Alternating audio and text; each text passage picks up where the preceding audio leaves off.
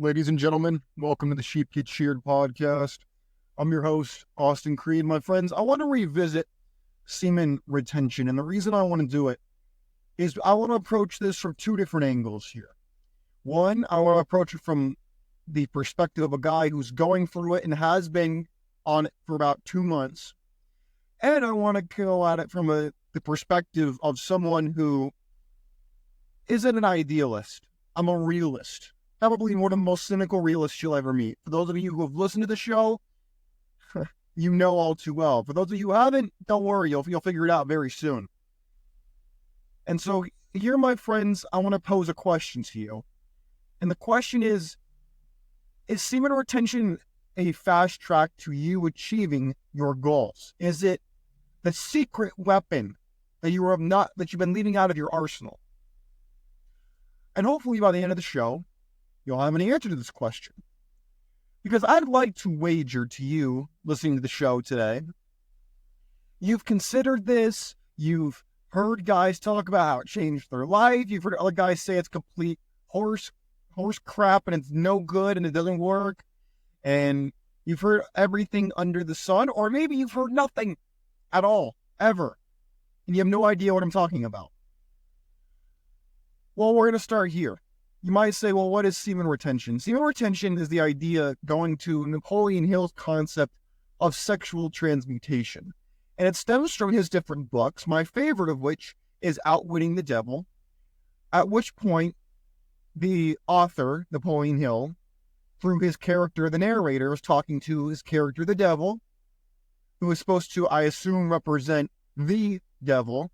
And he's talking about this concept of sexual transmutation. And what he describes it is you use this primal energy that's no different than the desire to eat and sleep to fuel your ambitions.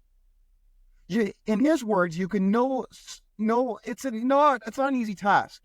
In the same way that you can't just stop a river with a dam with no offshoots, you can't fully stop a dam.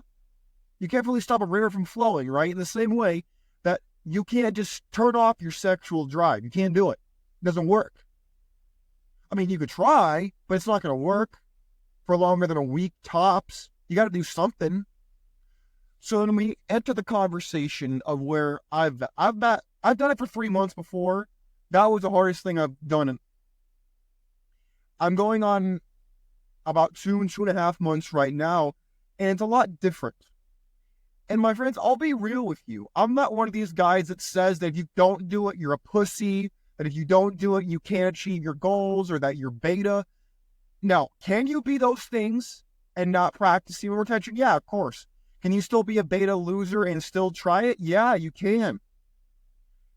See, my friends, energy can take the form of an explosion or electricity.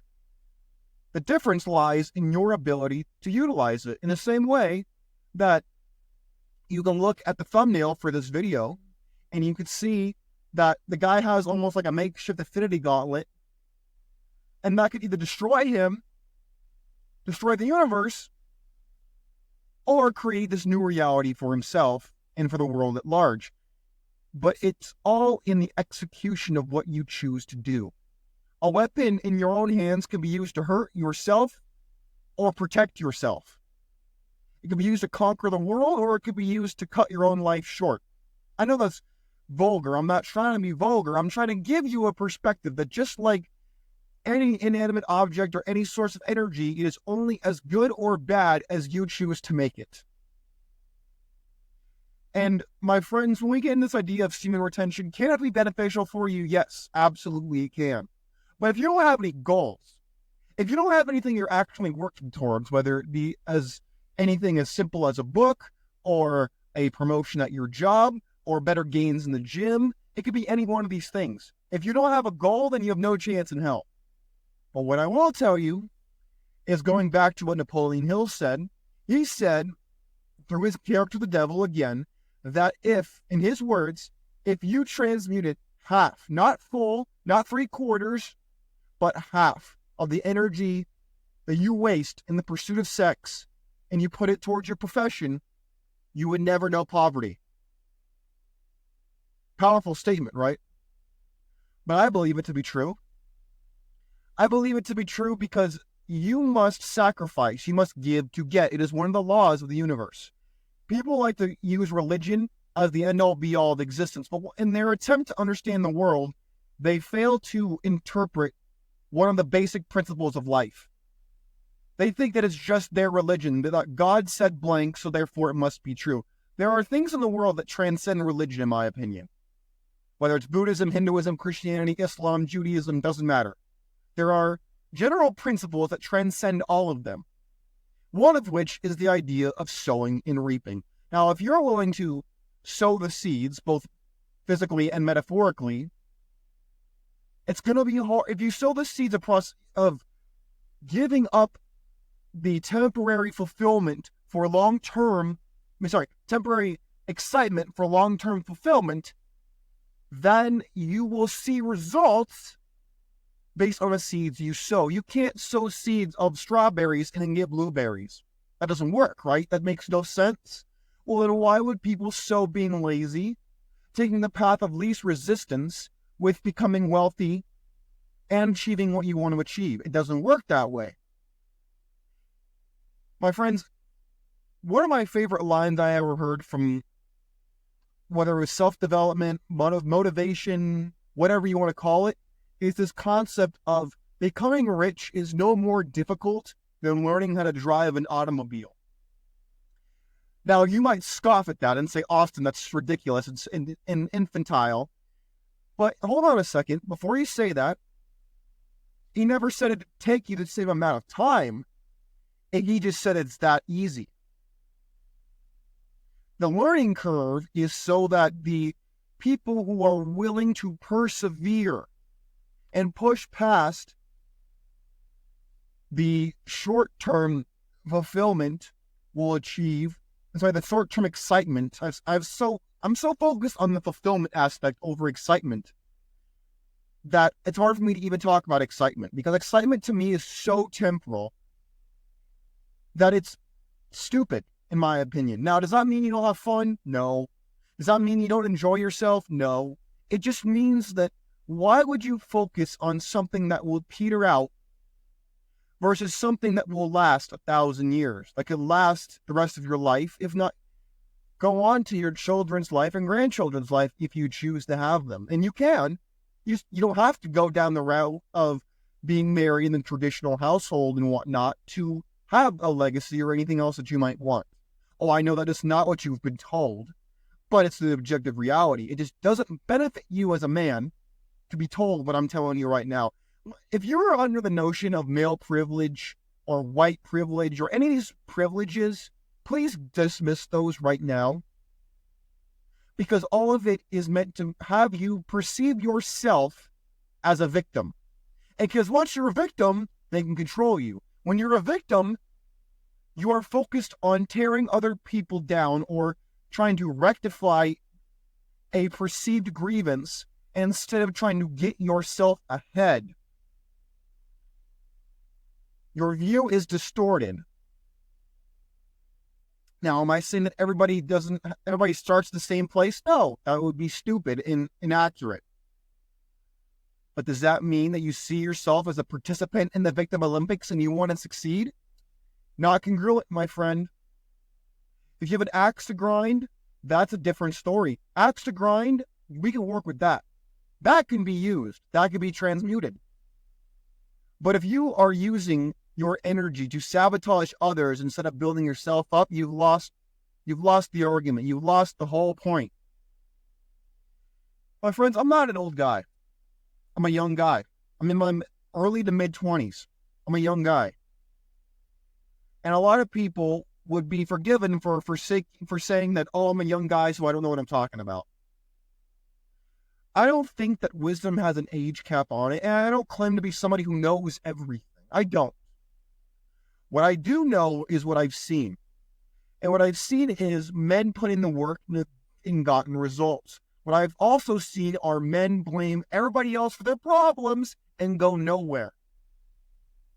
What I've seen is men have their sexual drive make them get married, make them make decisions that are based off of other people's ideas of success and their own needs, and taken the route that of least resistance.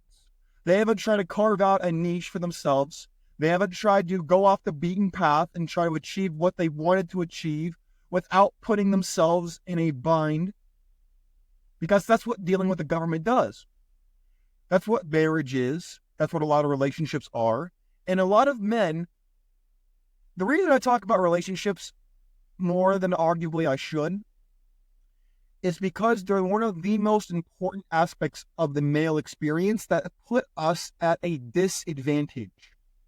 Women are just as sexual, if not more sexual, than men. The difference is they have more control over it than you, and they're better at hiding it than you. And they can get it a lot more often than you, so you don't know. See, we as dudes, we often let our sexual drives define us. Our sexual conquests make us more or less of a man, depending on whether it's high or low. And we allow our view of others and our desire to fit in lead us to making decisions that will lead us to, whether it's to do drugs, drink alcohol, or participate in risky behavior that's only going to set us back financially, physically, spiritually, emotionally, everything. It's all about defining what you want and deciding what you're going to give up. You don't think I see girls walk by who look good, or even if they don't look that great, and I see the booty and I see the rack, and I'm like, I feel nothing? No, I feel a lot. But guess what? You know what I say to myself every time? I'll tell you what I tell myself. I've never told this on the show or to anybody in my life. I'll tell you what I tell myself. I say, I want to succeed more than I want to bust a nut. In plain English, that's what I tell myself. I tell myself I would rather push forward on my conquest than come, in plain English. That's what I tell myself every time. Now the question becomes, what are you willing to sacrifice? I'm not somebody who pitches a shutout. I have my problems too, and I'm honest about them. The question is all about you. What are you willing to give up for this dream? Do you even have a dream that you're willing to sacrifice for? I know men on this channel who have gotten divorced, who have gotten past that point, and now they're trying to find themselves a new life after their old life is over. Because make no mistake about it, divorce is a petite mort, a small death. And getting through that is no easy feat, as I've seen other people. I can't talk from personal experience, nor will I pretend to. I'm not one of these politicians who pretend like I can identify with a struggle that's not my own. No, I don't do that. No, I can't relate to that directly. What I can relate to is struggle to reinvent yourself. I haven't always been like this, or have the courage to talk about it. You think I don't see the normies walking around? I see them right now as I'm recording, as you're listening to me. I see them walking around. I see them none the wiser. I see them not willing to step out of the norm because they're afraid, because they never even thought about it. Meanwhile, that's all I ever think about. You don't think it's hard? There are a lot of us, I can guarantee you, who don't have a lot of friends. Not because we're not cool dudes, not because we're not nice people, not because we can't relate to people on certain issues, but because of the things we don't agree with are so outside the norm. They deviate so far from what people define as acceptable in society due to their preconceived notions of morality that are not even their own, statistically. They've been implanted by distributors of the blue pill, i.e. education, entertainment, institutions of religion. I could go down the list. See, my friends, it's all about deciding when you are going to sacrifice for what you want. Do you want to have a guy? Do you want to be a guy who has multiple girlfriends, who goes to the junior college, shout out to CGA? Do you want to be a guy who goes outside the norm, who's willing to step out and say, I don't give a damn damn what anybody says. I don't care if people cut me off. I don't care if people laugh at me. I don't care if people prey on my downfall. I don't care if I lose friends. If people are going to cut you off because you're deciding to do what's right for you, then they're not your friends. They're just leeches. They're not your friends. Your friends will support you regardless of what you choose to do. They may not always approve of it, but they're going to support you because they love you. I have friends, a lot of whom are getting married or are married. Does that mean that I'm not friends with them anymore? No. It just means that I don't discuss a lot of the stuff we talk about on the show with them unless they ask me. Why? Because they've made their choice, as I've made mine. But that doesn't mean we can't find common ground on other issues. It doesn't mean I can't talk to them. It doesn't mean I can't be in their life. That just means that we've decided to go different ways. My friends, this is the key about sexual transmutation and semen retention, is understanding who you are. It's really easy to feel numb. I've been on SSRI drugs when I was in the military and been very depressed. I've been on these drugs that make you feel nothing. When you are busting gallons of nuts on yourself, shout out to Steph is Cold. When you're busting gallons of nuts on yourself and you feel nothing. You don't feel a sense of urgency unless you're super motivated as an individual inherently. You feel numb. You feel like your mediocrity is exceptional. You don't have that drive to go conquer the world because you are content in your ability to be mediocre. You don't have a drive because you've decided against it. You've decided, I'm just going to bust gallons of nut on myself. It's one thing to relieve yourself every once in a while for health reasons. That's a different story to me. I'm talking about day in, day out, one, if not more than one time. That is not good for you. And that is what leads you to becoming a mental slave, in my opinion. Because you're not willing to go without. You're not willing to sacrifice your pleasure for long-term success. So can it be used to achieve your goals? Yes, but you got to have goals to get there. You got to have rules with yourself on what you will and will not do, what you've decided, all those things. Because if you don't, you're hosed, man.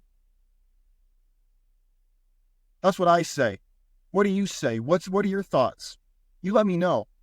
I think it's very crucial that we have this conversation, because if we don't, who's going to do it? Who else talks about this kind of stuff in this unfiltered way? Not a lot of people. They're afraid. They're afraid of censorship. They're afraid of getting the platform because they want to make money. I don't give a damn about that. Do I care about making money so I can live? Yeah, of course. But am I going to let myself compromise to sell out? Nah, man. Nah, dude. I don't ever expect to be monetized on YouTube or any other platform. Why? Because we talked about things that are controversial. Men's health is controversial because men are meant to be expendable to the system. In case you don't know that. Oh, yeah. Men are meant to be expendable to the system because the system is meant to protect women, and because of the biggest voting bloc in the country, and they are meant to protect their future assets, i.e. the children that are being raised by the state. Oh, you didn't know that? Oh, you thought it was only in Brave New World by Aldous Huxley that such a thing happened. Oh, no. We already have state conditioning centers. They're called ABC, CBS, MSNBC, childcare, the public education system, you name it. All of that, in my opinion, it's one man's opinion, are the education centers. All you got to look at the fact that people are not taught how to think, but what to think. Hence why this show exists and why you're listening to it. Because if it was so commonplace, you'd already believe it and you wouldn't have to hear me say it. My friends, I think I've said enough. Trust me, I could talk about this for hours and hours and hours, but I'm not going to do it right now. I can sense I'm reaching the point of the law of diminishing returns at this particular point. But my friends, let me know what you think. Let me know how you've endured. Let me know what your strategies are. Talk with us. This is meant to be a community for men to understand their struggles and find fellow like-minded men. Whether you're Christian, non-Christian, I don't give a damn. We're free thinkers here. My friends, take care of yourselves. Think for yourself. Let me know and others know how you've made it this far and what your strategies are. I'm out. Take care. Peace.